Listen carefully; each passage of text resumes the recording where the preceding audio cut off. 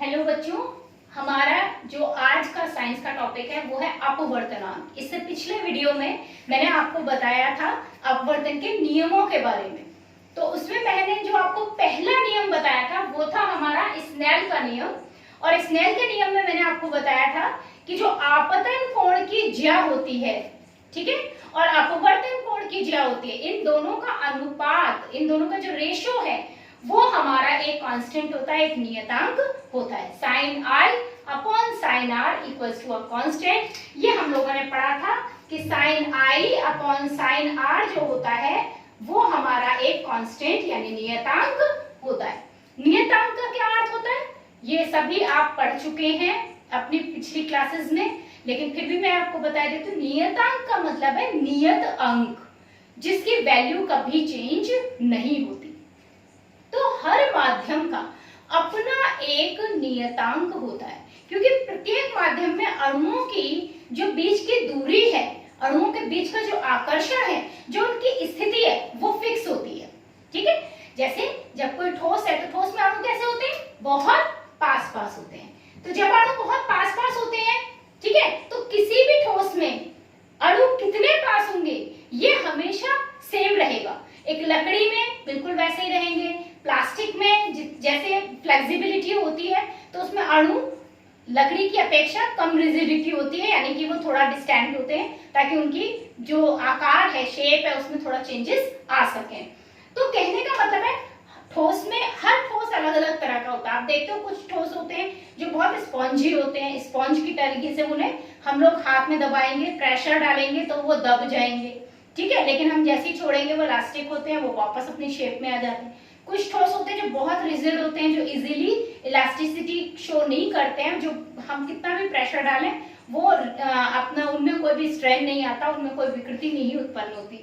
ठीक है, तो ऐसे ही द्रव भी बहुत तरह के अलग अलग होते हैं, सब में अणुओं का अलग अलग, कुछ गाढ़ा सा द्रव होता है जिसकी श्यानता बहुत ज्यादा होती है, विस्कोसिटी बहुत ज्यादा है, बहुत गाढ़ापन है, जैसे गोंद है बहुत गाढ़ा होता है। ग्लिसरॉल जो आपका ग्लिसरॉल होता है यानी ग्लिसरीन, वो भी बहुत गाढ़ी होती है। लेकिन जब पानी की बात करते हैं तो पानी एकदम क्या है, पतला है, एकदम पानी बिल्कुल आपका श्यान नहीं है, विस्कस नहीं है। ठीक है, तो कहने का सेंस है कि हमारा ऐसे ही गैस, द्रव, कोई भी ले लीजिए आप पदार्थ, तो उस पदार्थ में हर पदार्थ की अपनी एक अलग स्पेसिफिक टाइप, एक पर्टिकुलर उनकी जो मॉलिक्यूलर अरेंजमेंट है वो होता है। तो उनका जो अणुओं की रचना है वो बहुत अलग अलग तरीके से, वो संरचना उनकी जो बनी हुई होती है, जिस तरह से वो व्यवस्थित रहते हैं, अरेंज रहते हैं, वो बहुत अलग होता है, सभी का अलग होता है।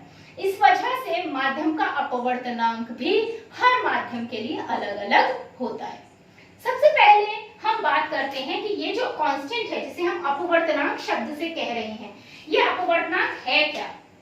ठीक है, तो जब हम बात करते हैं अपवर्तनांक की, तो ये जो हमारा एन मैंने आपको बताया अपवर्तनांक, ठीक है, इसको हम कैसे दिखाते हैं तो मैं आपको बता दूं कि अपवर्तनांक देखने के लिए सबसे पहले हमने अपवर्तन जो समझा हुआ उसको फिर से क्लियर कर लेते हैं।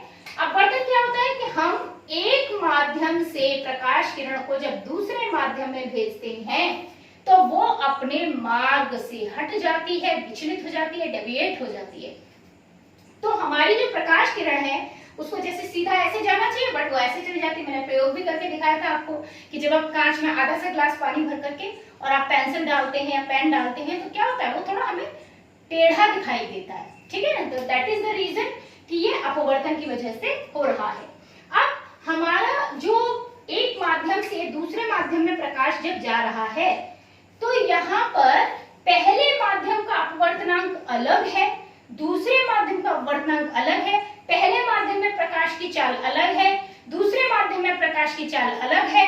तो हमारा क्या होगा, पहले माध्यम का अपवर्तनांक क्या होगा, हमारे दूसरे माध्यम का अपवर्तनांक। तो सबसे पहले मैं जो एक चीज आपको सिखा रही हूँ वो है आपकी कि किसी भी माध्यम का जो अपवर्तनांक होता है बेसिकली वो किस पे डिपेंडेंट होता है, वो होता है प्रकाश की चाल पर निर्भर, कि उस माध्यम में प्रकाश की चाल कितनी है। तो हमारा जो अपवर्तनांक है वो किसके डायरेक्टली प्रोपोर्शनल है, v के। v मतलब प्रकाश की चाल।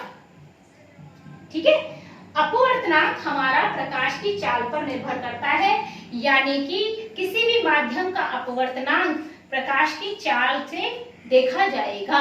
ठीक है, अब मैं बताऊं अगर आपको कि पहले माध्यम के सापेक्ष दूसरे माध्यम का अपवर्तनांक क्या होता है, तो देखिए हम इसको ऐसे डिनोट करते हैं n1 2। अगर ये पहला माध्यम है, ये हमारा दूसरा माध्यम, तो हम ऐसे लिखेंगे 1 and 2। इसका मतलब होगा पहले माध्यम के सापेक्ष,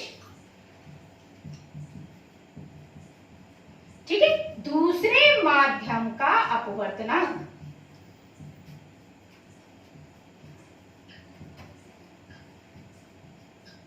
ठीक है, तो ये हो गया हमारा पहले माध्यम, हमने देखिए 1 यहां पे लिखा है, तो ये हो गया 1 and 2, पहले माध्यम के सापेक्ष दूसरे माध्यम का अपवर्तनांक। अगर मैं इसको चेंज कर दूं, मैं 1 and 2 ना लिख के लिखूं 2 and 1, then what will happen, क्या होगा, दूसरे माध्यम के सापेक्ष, 2 हमने पहले लिख लिया, इसका मतलब हमारी प्रकाश किरण पहले से दूसरे में नहीं जा रही, अब उल्टा है, दूसरे माध्यम से पहले माध्यम में जा रही है। या अगर यहीं पे आपका पहला माध्यम ऐसे लिख रहे हो और इसको ऐसे लिख रहे हो, तो अब आपकी प्रकाश किरण ऐसे जा रही है और ये जाने के बाद अभिलंब से दूर हट जाएगी, क्योंकि जो हमारा माध्यम है, अगर ये विरल था और ये सघन था, तो अब ये हमारा सघन है, ये विरल है, उल्टा हो रहा है।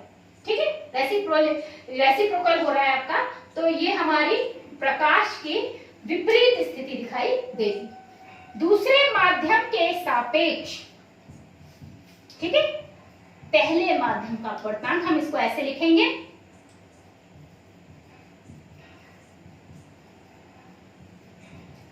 ठीक है, तो ये इस तरीके से पहले तो लिखना सीखिए कि इसको लिखेंगे कैसे। तो हमारा जब हम 1 and 2 लिखते हैं, व्हाट इज इट मीन, इसका क्या मतलब होगा, पहले माध्यम के सापेक्ष दूसरे माध्यम का अपवर्तनांक। जब हम लिखेंगे 2 and 1, तो ये होगा दूसरे माध्यम के सापेक्ष पहले माध्यम का अपवर्तनांक। अगर आपको माध्यम का नाम भी दिया हुआ है, तो आप यहाँ पर उसका एक सिंबल भी लगा सकते हैं। जैसे अगर मैं पहले माध्यम को कह दूं एयर, हवा, और दूसरे माध्यम को कह दूं मैं ग्लास, कांच,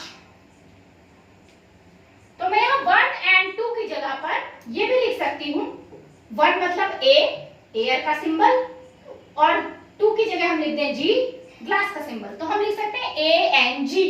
तब पहले की जगह हम लिख देंगे वायु के सापेक्ष, क्योंकि यहाँ पहला माध्यम क्या है हमारा, वायु, तो वायु के सापेक्ष, और दूसरा माध्यम हो गया कांच, तो वायु के सापेक्ष कांच का अपवर्तनांक। इस तरह से हम लिख सकते हैं। इज इट क्लियर, यहाँ तक समझ में आ गया। अगर हम कांच से हवा में जाएंगे, तो हम लिखेंगे कांच के सापेक्ष वायु का अपवर्तनांक, उल्टा कर देंगे। ठीक है, अब इसका फॉर्मूला क्या होगा, फॉर्मूला कैसे निकालेंगे, तो पहले माध्यम के सापेक्ष दूसरे माध्यम का अपवर्तनांक अगर मैं निकाल रही हूं, तो व्हाट विल हैपन, क्या करना है, ठीक है, तो यहां होगा हमारा, हमने लिखा 1 and 2, तो मैं आपको पहले ये अच्छे से क्लियर कर लीजिए माइंड में, जो मैंने यहाँ सेकंड पॉइंट लिखा हुआ है कि किन्हीं भी दो माध्यमों में जो सापेक्ष अपवर्तनांक होता है, क्योंकि यहाँ आप सापेक्ष अपवर्तनांक पढ़ रहे हैं, पहले माध्यम के सापेक्ष दूसरे माध्यम का अपवर्तनांक, तो आप जब सापेक्ष अपवर्तनांक निकालते हैं, तो वो जो सापेक्ष अपवर्तनांक है वो हमेशा, मैंने अभी बताया, प्रकाश की चाल पर निर्भर करता है, तो प्रकाश की चालों के अनुपात के बराबर होता है। यानी 1 and 2 किसके बराबर होगा, पहले माध्यम में प्रकाश की चाल, ठीक है, पहले माध्यम में प्रकाश की चाल अपॉन, क्योंकि अनुपात में हम क्या करते हैं, बटे में लेते हैं, अपॉन में लेते हैं, तो ये हो गया दूसरे माध्यम में प्रकाश की चाल।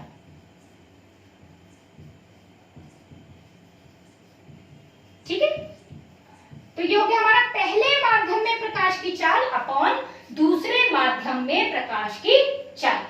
अब अगर हम पहले माध्यम में प्रकाश की चाल को कहते हैं V1 और दूसरे माध्यम में प्रकाश की चाल को कहते हैं V2, तो आपका फॉर्मूला बनता है 1 and 2 equals to V1 upon V2। पहले माध्यम के सापेक्ष दूसरे माध्यम का अपवर्तनांक, पहले माध्यम में प्रकाश की चाल अपॉन दूसरे माध्यम में प्रकाश की चाल। ठीक है, तो ये हमारा फॉर्मूला है कि अगर हमें एक माध्यम में प्रकाश की चाल पता है और अपवर्तनांक पता है तो हम दूसरे माध्यम में प्रकाश की चाल निकाल सकते हैं। ठीक है, तो ये हो गया हमारा पहले जो हमने सेकंड पॉइंट है उसको क्लियर कर लिया है। नाउ क्योंकि मुझे ये पहले इसलिए क्लियर करना है कि इसी से हम निकालेंगे कि हमारा निरपेक्ष अपवर्तनांक क्या होता है। अब सबसे पहली बात करें निरपेक्ष का क्या मतलब है। देखिए सापेक्ष का मतलब था कि पहले माध्यम के सापेक्ष, मतलब हम एक माध्यम के सापेक्ष दूसरे माध्यम का अपवर्तनांक निकाल रहे हैं। ठीक है, लेकिन जब हमारे प्रकाश किरण निर्वात से, निर्वात मतलब जहां हवा भी नहीं है, जैसे सूरज और पृथ्वी के बीच में, तो हम निर्वात से अगर कोई प्रकाश किरण है और वो वायुमंडल में आ रही है, वायु में प्रवेश कर रही है, या पानी में प्रवेश कर रही है, या कांच में प्रवेश कर रही है, या किसी भी पारदर्शी माध्यम में प्रवेश कर रही है, तो हमारा जो निर्वात से आने वाला प्रकाश है, क्योंकि निर्वात में कोई माध्यम नहीं है, ऐसी स्थिति में जब हम माध्यम का अपवर्तनांक निकालते हैं तो वो हमारा निरपेक्ष अपवर्तनांक कहलाता है। ठीक है, क्या कहलाएगा? निरपेक्ष अपवर्तनांक कहलाएगा। तो निरपेक्ष अपवर्तनांक की डेफिनेशन क्या हो जाती है? निर्वात के सापेक्ष। ठीक है, और निर्वात और वायु में प्रकाश की चाल लगभग बराबर है, इसलिए हम निर्वात की जगह वायु भी ले सकते हैं। ठीक है, तो किसी भी माध्यम का अपवर्तनांक निर्वात या वायु के सापेक्ष जब ज्ञात किया जाता है तो उसे हम माध्यम का निरपेक्ष अपवर्तनांक कहते हैं।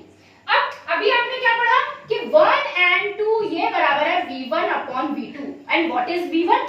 V1 है हमारा पहले माध्यम में प्रकाश की चाल, और V2 क्या है? दूसरे माध्यम में प्रकाश की चाल। ठीक है, तो हम अगर पहले माध्यम में प्रकाश की चाल V1 निर्वात में प्रकाश की चाल को लें, V1 की जगह हम क्या ले रहे हैं?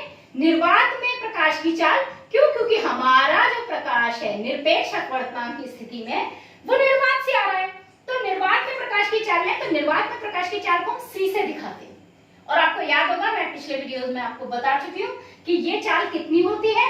3 × 10⁸ मीटर पर सेकेंड। ठीक है, तो हम इतनी जो चाल है हमारी, ठीक, वो हमने क्या किया? V1 की वैल्यू रख दी और V2 की वैल्यू जो भी माध्यम है उसकी चाल होगी। ठीक है, तो V2 हमें चेंज नहीं करना, हमें सिर्फ V1 की जगह पर निर्वात में प्रकाश की चाल रखनी है, क्योंकि V2 तो हमारा माध्यम है, यानी V2 को तो हम V से अब डिनोट कर सकते हैं, कोई भी माध्यम में प्रकाश की चाल, जिस भी माध्यम में हमारा प्रकाश निर्वात से जा रहा है।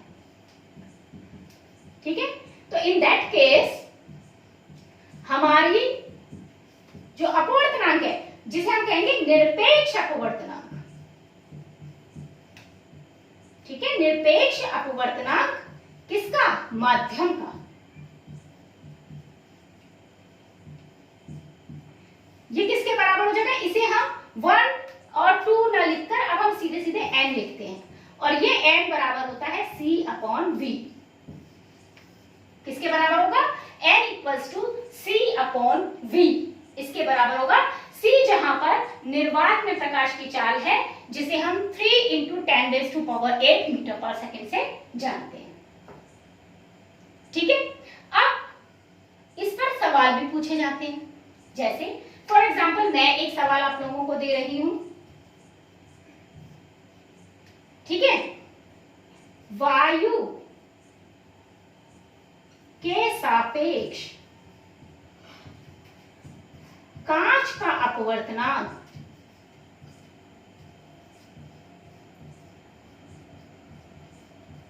ठीक है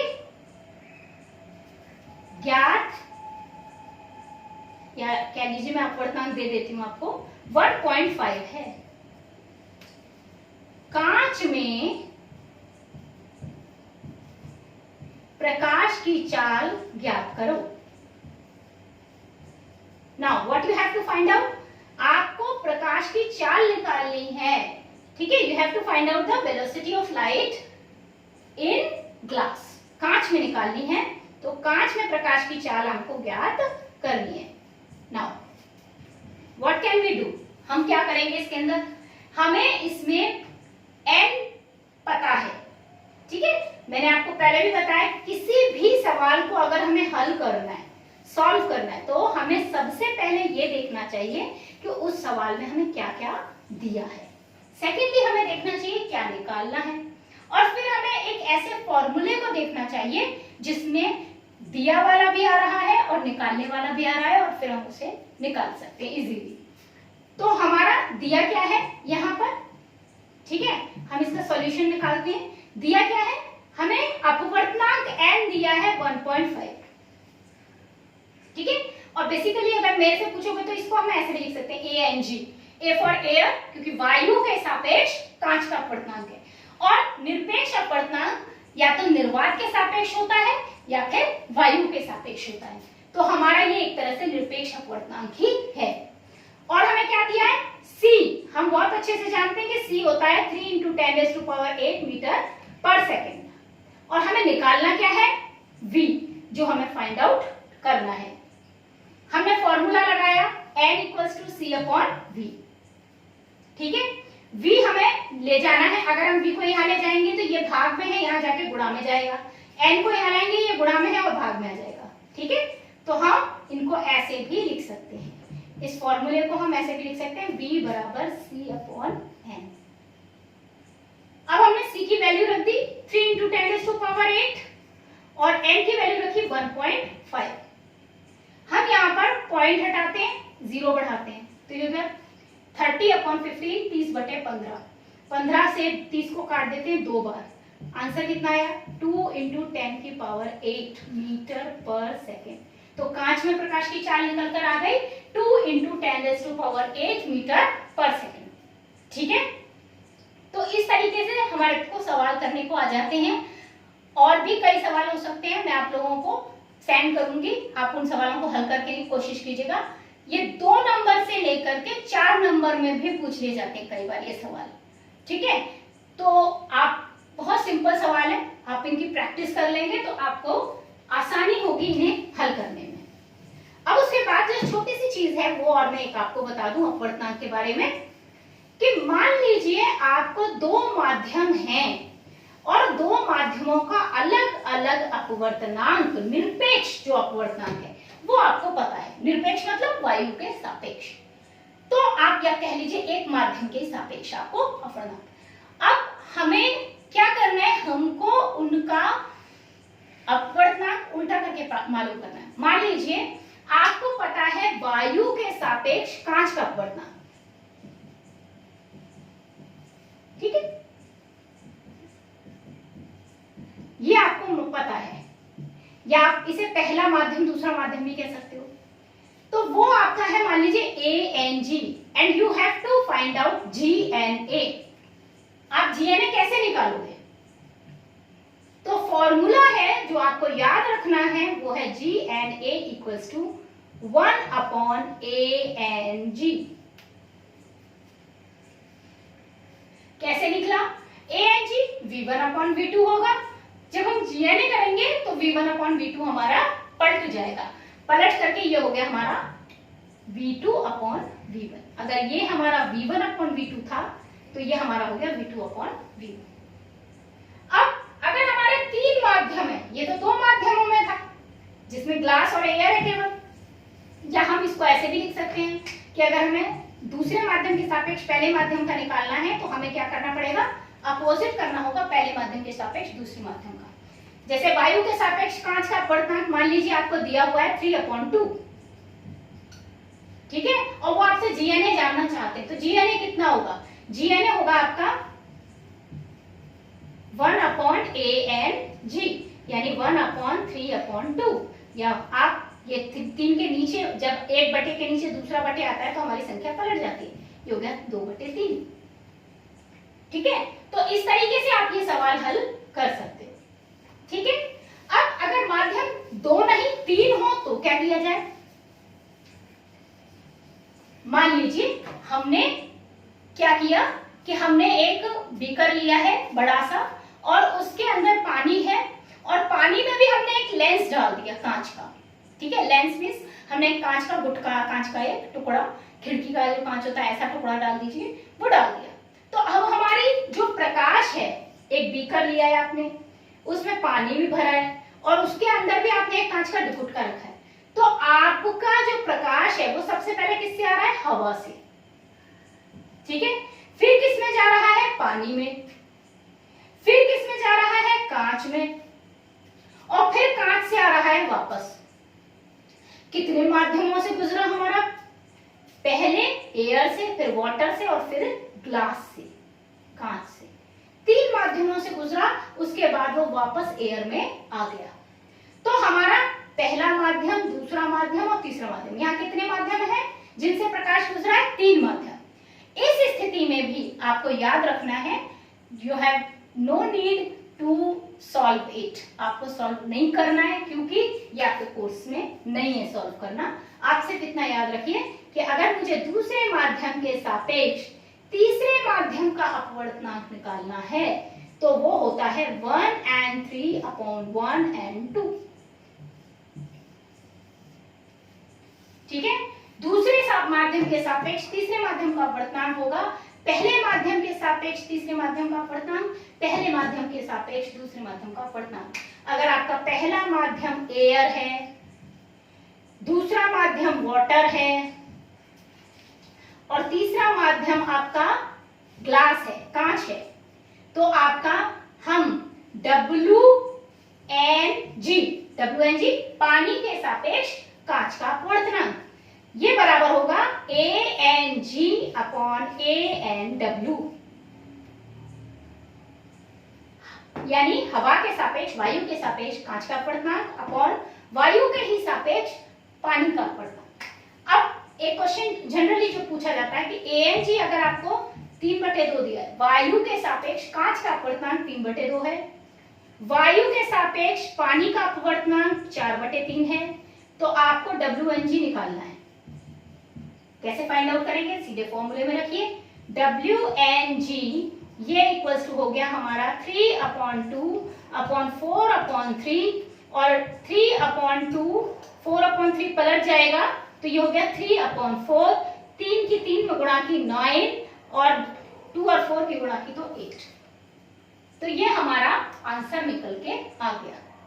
इस तरीके के सवाल आपसे पूछ लिए जाते हैं। मैं आपको कुछ सवाल दूंगी ताकि आप उन्हें करके देखें, प्रैक्टिस हो आपकी और आपकी समझ में आए कि कैसे ये सवाल करने हैं।